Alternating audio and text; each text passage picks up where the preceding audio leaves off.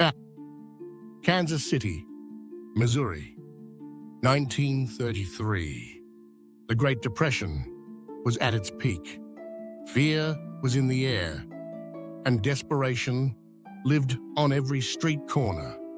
And on one quiet evening in May, a young woman was about to disappear.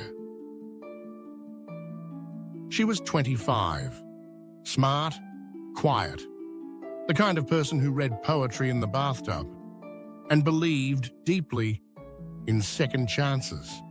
She wasn't famous. She wasn't reckless. She just happened to be in the wrong place. At the exact moment, her life would change forever. Her name was Mary McElroy. And what happened to her wasn't just a kidnapping. It was the beginning of something much harder to explain. Held in a shack, chained to a wall. And days later, standing in court, begging the judge not to punish the man who did it. This is not a love story. It's a psychological unraveling, rooted in fear, trauma, and something our minds are still struggling to fully understand. And it's called Stockholm Syndrome. Hello everyone, and welcome back to our channel. Today's story isn't about a monster hiding in the dark.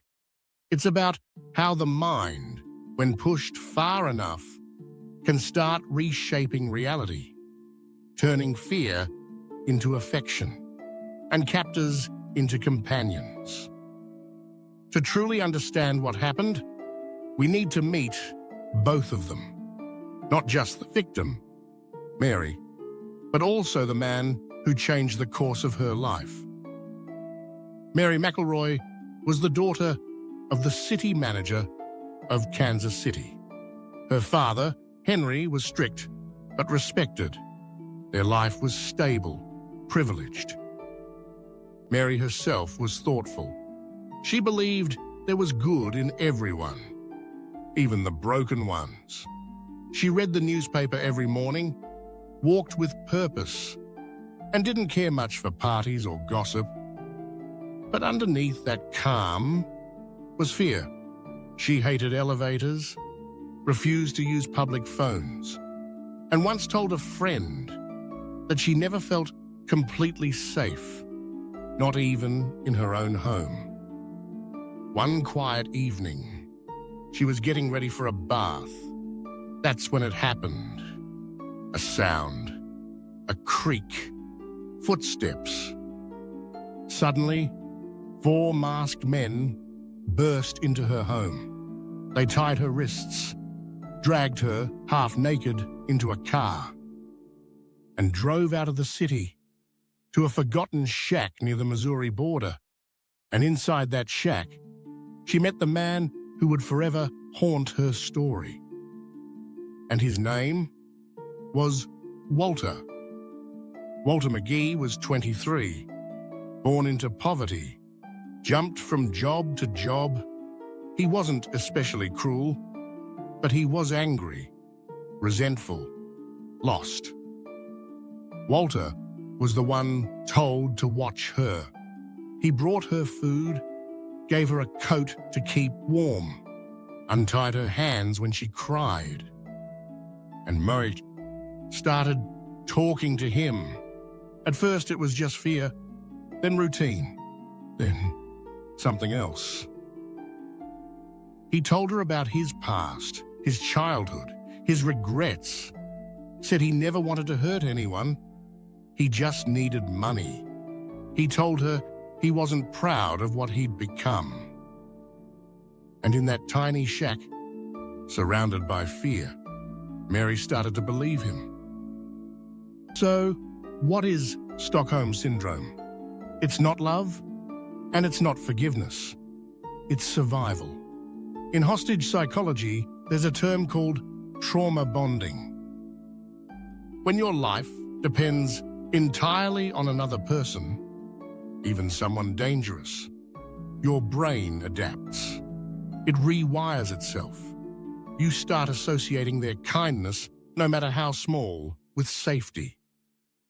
Because in a world where you have no control, the only thing that matters is their mood. What happens in the brain? Dr. Judith Herman, a leading trauma psychologist, once said, "When someone is trapped in constant threat with no escape, the fight or flight system stays activated. But when it can't run, the mind shifts. It stops the trying to escape and starts the trying to survive. You begin to empathize with your abuser. You rationalize their behavior. You protect their emotions because your life depends on them." And that's what happened to Mary. After 4 days in captivity, Mary was released.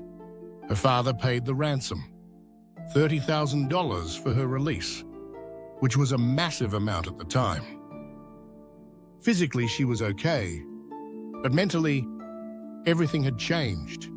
She gave the police names, described faces, but when Walter McGee was sentenced to death, she broke down. She wrote letters, pleaded with the judge, told reporters, "He was kind to me. I don't want his blood on my hands." She said she felt more like a traitor than a victim. That one sentence would follow her for the rest of her life. Mary never married, rarely left the house. And in 1940, she ended her own life. In her final note, she wrote, "My 4 days with that man made the rest of my life feel less real." Mary's story might sound unbelievable, but she wasn't alone. She wasn't the only victim who formed a strange emotional bond with the person who hurt her. There have been other cases, just as heartbreaking, just as confusing, each one showing us how powerful and fragile the human mind can be under pressure.